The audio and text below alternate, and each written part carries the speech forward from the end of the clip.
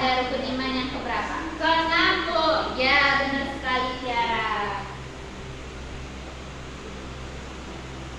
Nah, kalau kita bahas tentang iman kepada qadar dan qadar, anak-anak ibu itu terbayangnya tentang apa?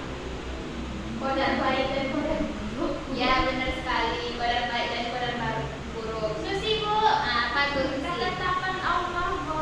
Ya, benar sekali. Ketetapan Allah ini biasanya itu kita sebut dalam kehidupan sehari-hari kita itu dengan takdir. Nah, tujuan pembelajaran kita hari ini yaitu anak-anak ibu supaya mengetahui iman kepada qadar dan qadar dan mengetahui dalil tentang iman kepada qadar dan qadar dan mengidentifikasi macam-macam takdir atau iman kepada qadar dan qadar. Baik, yang pertama kita perlu memahami makna iman kepada qadar dan qadar. Nah, anak-anak ibu udah tahu nggak makna qadar dan qadar itu apa? Rukun iman yang ke-6, Bu. Ya, benar sekali. Udah tahu pengertian dari qadar dan qadar itu anak-anak ibu? Belum, Bu. Nah, pengertian qadar dan qadar itu, kalau qadar itu artinya ketetapan, sedangkan qadar itu artinya ukuran. Jadi, qadar itu adalah ketetapan atau kehendak Allah terhadap sesuatu, sedangkan qadar itu adalah ukuran atau takaran Allah terhadap kehidupan makhluknya. Kemudian kita lanjut tentang dalil iman kepada qadar dan qadar. Nah, dalil dari iman kepada qadar dan qadar itu yang pertama terdapat pada Quran surah Al-Qamar ayat 49. Kita mau bacanya sama-sama atau sendiri aja? Sendiri aja, Bu.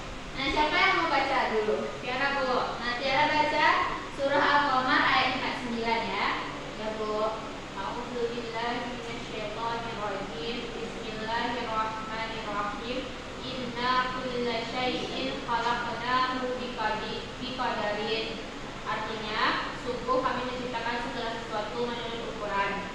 Nah, dalil Quran surah Al-Qamar ayat 49 ini itu menjelaskan tentang qadar, yang mana qadar itu artinya adalah ukuran. Ya, benar Itu sekali. dari yang tadi, Bu.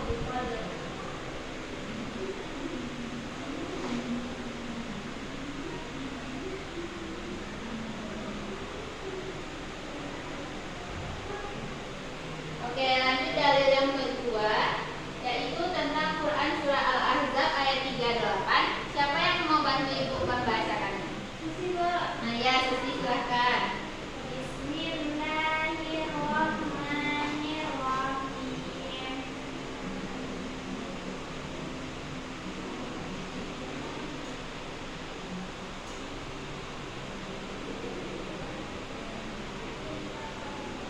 Wa kana amrullahi qadaran maqdura. Yang artinya dan adalah ketetapan Allah itu suatu ketetapan yang pasti dan berlaku. Shadaqallahul azim. Baik, Quran surah Al-Ahzab ini itu menjelaskan tentang qadar, yang mana qadar di sini itu artinya adalah ketetapan Allah. Ada anak-anak ibu paham tentang dalil dan pengertian qadar dan qadar? Paham, Bu?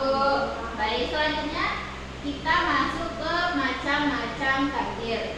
Macam-macam takdir itu ada dua. Yang pertama itu takdir mubram, yang kedua itu takdir mu'allaq.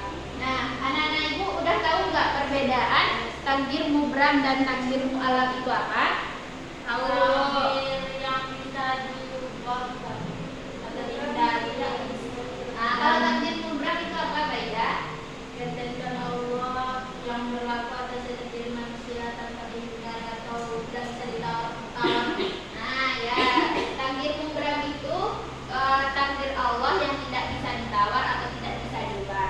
Nah, anak-anak ibu tahu nggak contoh takdir mubram itu apa? Kematian, Bu. Ya, benar sekali Tiara. Jodoh tuh gimana? Nah, kalau jodoh itu dia termasuk ke takdir mu'allaq, yaitu takdir yang masih bisa diubah dan masih bisa kita usahakan. Ibu mau bertanya. Ya, makasih sih. Kan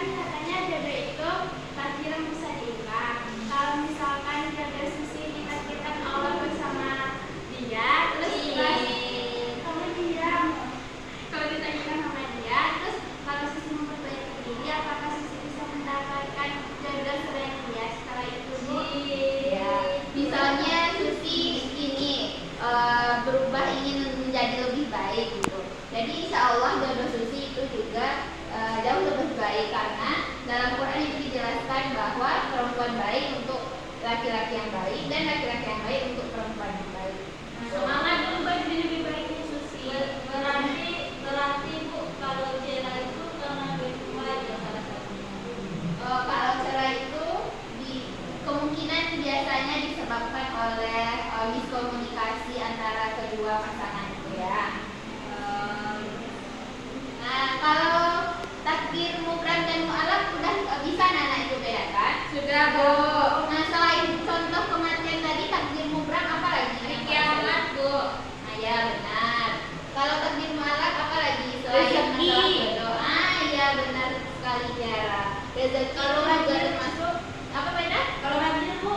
Kalau banjir itu termasuk takdir mubram, nggak bisa diubah gitu. Tapi penyebab banjir itu juga oleh ulah manusia karena membuang sampah sembarangan. Oke, udah bisa membedakan antara takdir mubram dan mu'alaf? Sudah, Bu. Jadi pembelajaran kita hari ini itu tentang iman kepada qadar dan qadar, dalil dan iman kepada qadar dan qadar, dan macam-macam takdir. Nah, untuk ada anak-anak ibu yang masih ragu nggak yang mau ditanyakan? Sudah paham, Bu. Sudah paham. Jadi kalau ibu kasih tugas mau mengerjakannya, Bisa, Bu. nah, untuk tugas di rumah, ibu mau anak-anak ibu itu membuat contoh-contoh dari takdir mubram dan takdir mu'alaf. Ya, bisa? Bisa, Bu. Minimal contohnya itu 3 takdir mubram dan 3 takdir mu'alaf. Ada jelas tugas untuk di rumah? Jelas, Bu. Baik, karena waktu kita juga udah habis ya, kita tutup pembelajaran kita hari ini dengan membacakan hamdalah.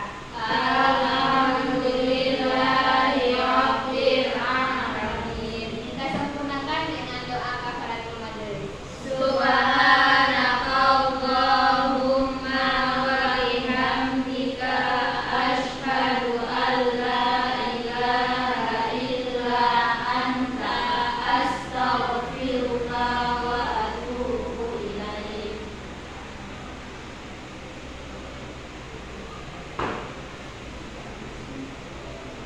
Baik anak-anak ibu, sampai jumpa di minggu depan ya